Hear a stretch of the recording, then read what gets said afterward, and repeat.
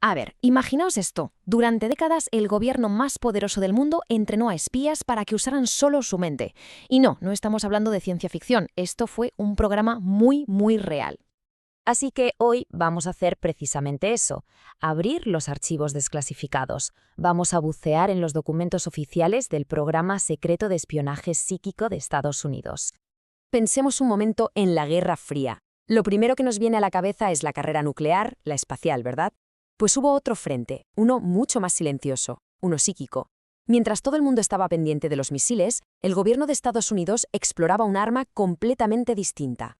La gran pregunta era, ¿puede la mente humana cruzar fronteras sin que nadie se entere? Y este programa, que hoy conocemos por su nombre más famoso, Stargate, tuvo en realidad una vida muy larga y muy secreta. Empezó en el ejército, allá por los 80, con un nombre que suena súper burocrático, INSCOM Center Lane Project. A partir de ahí fue saltando de agencia en agencia, cambiando de nombre en clave durante más de 20 años. Pero ojo, que nadie se equivoque, no estamos hablando de un experimento marginal en un sótano, para nada. Fue una iniciativa gubernamental súper seria, con el visto bueno desde las más altas esferas y, como vamos a ver, financiada con millones y millones de dólares del bolsillo de los contribuyentes. Vale, entonces, si era un programa oficial y con tanto dinero, ¿cómo funcionaba exactamente? ¿Qué hacían? Pues bien, toda la clave del asunto estaba en una técnica muy concreta. Se llamaba visión remota.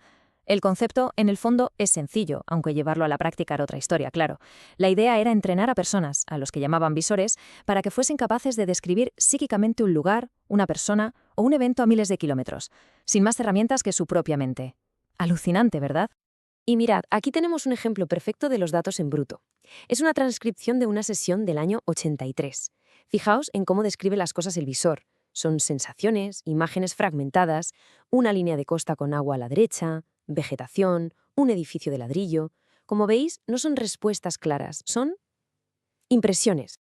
Y aquí es donde la cosa se pone, paradójica.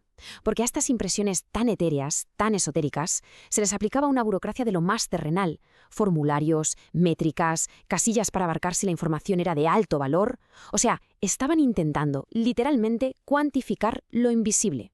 La burocracia del espionaje psíquico era tan real como la de cualquier otro programa militar. Muy bien, ya sabemos cómo funcionaba, pero ¿para qué se usaba en el mundo real? Porque las misiones eran, y esto es lo sorprendente, de lo más prácticas. Aquí hay que quitarse de la cabeza la idea de que se pasaban el día buscando ovnis o intentando leerle la mente a los líderes soviéticos. No, los objetivos eran mucho más terrenales y, sobre todo, estratégicos. Por ejemplo, fijaos en esta evaluación del 94. Detalla cómo usaron la visión remota para intentar rastrear envíos de varias toneladas de cocaína que iban de Colombia a México. Así que sí, los espías psíquicos se usaban para luchar contra el narco, para intentar localizar rehenes o para describir instalaciones militares secretas. Y este es el punto clave de todo el asunto. Lo paranormal dejó de ser una simple curiosidad, se había convertido en una herramienta de inteligencia en toda regla, financiada con dinero público y gestionada con la misma seriedad que cualquier otro programa militar. Claro que gestionar un programa así no era nada fácil. Internamente se encontraron con un montón de desafíos, desde el escepticismo de otros departamentos hasta el pánico a que todo esto saliera a la luz. Y la inversión, desde luego, era importante. Los documentos de la época nos hablan de presupuestos de millones de dólares a finales de los 80 y principios de los 90. Vamos, que esto no era un capricho pasajero, era una partida presupuestaria en firme que había que defender cada año. Pero el dinero no lo solucionaba todo. Estas notas de una reunión interna del 95 nos desvelan cuál era el verdadero enemigo del programa, lo que ellos llamaban el factor de la risa. El miedo al ridículo, vamos. El pánico a que el proyecto saliera a la luz y fuera un bochorno para toda la comunidad de inteligencia. Resulta que hasta en los círculos más secretos, la vergüenza institucional es una amenaza muy real. Y entonces se acabó la Guerra Fría. Y con ella la justificación para un montón de programas secretos empezó a hacer aguas. Y claro, Stargate no fue la excepción. Al final, el Congreso tomó cartas en el asunto y ordenó que el programa se transfiriera a la CIA.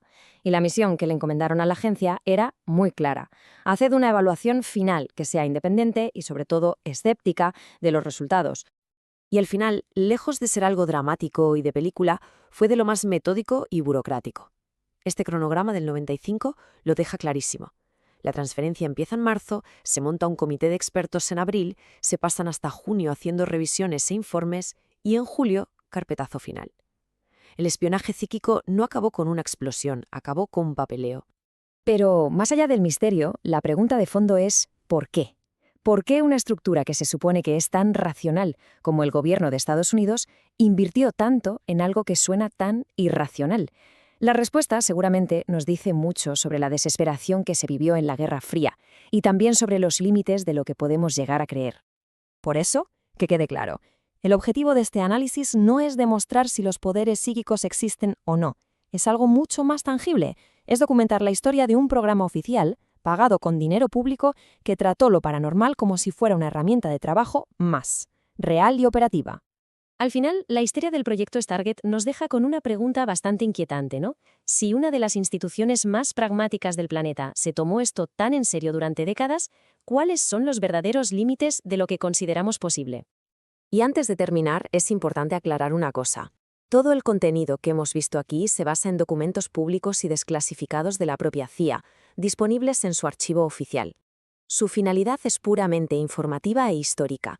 No se pretende realizar afirmaciones concluyentes sobre fenómenos no verificados, sino analizar los hechos documentados y su contexto.